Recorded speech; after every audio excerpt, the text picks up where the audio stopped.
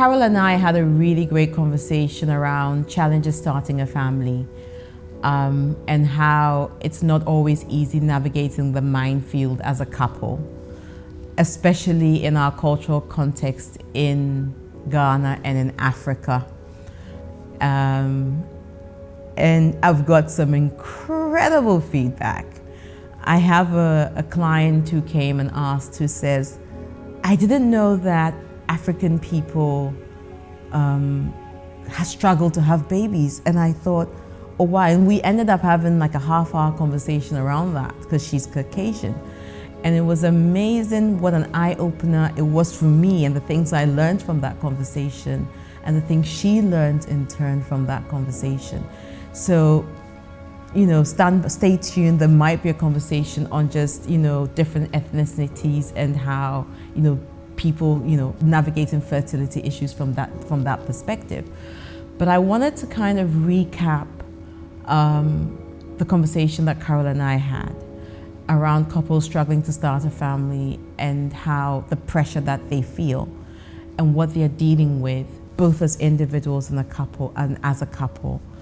And what I found interesting in that conversation was the fact that there are struggles that they have as a couple, but there are also a lot of struggles that they have as individuals.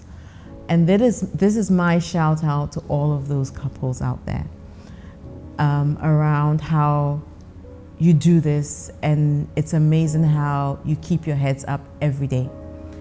And in spite of everything that happens, you hold each other and you stay the course. And there's so much fear of the unknown as you navigate this. There is so much in terms of what it costs you emotionally, mentally, and even financially, because those were some of the big things that people don't necessarily understand, because it's so expensive, and at the same time, emotionally, it's such a burden. And another thing, eye-opening thing that we talked about was the shame that you feel.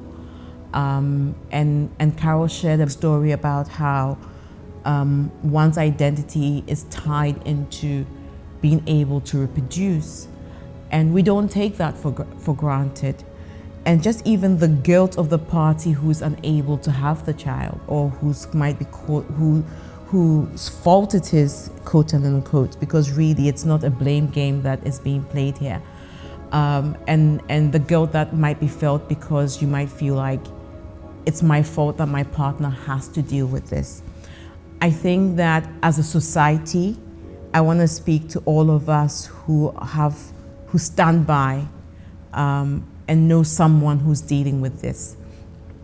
I think it's important that we are more sensitive, and we don't speak out of turn. And when we speak with a lot more heart, and we do a lot more perspective taken than we've normally done. And so we don't just ask questions insensitively, where we just say, oh, so when are you having a child? Or are you having a child?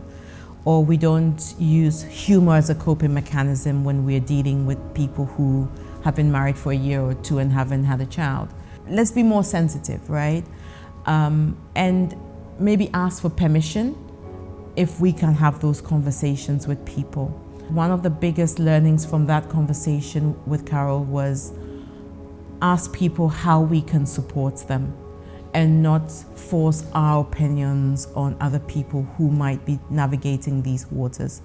Because the truth is that when someone is going through something, they will do their homework and they will learn the things that they need to learn to figure out what they have to do to solve their own problems. We need to move with more empathy as a culture. We need to move with more grace and extend more grace to other people, as we expect people to extend grace to us. So for all the people who know someone who might be struggling, we should say a prayer, we should extend grace, and we should be able to be kinder and be more empathetic.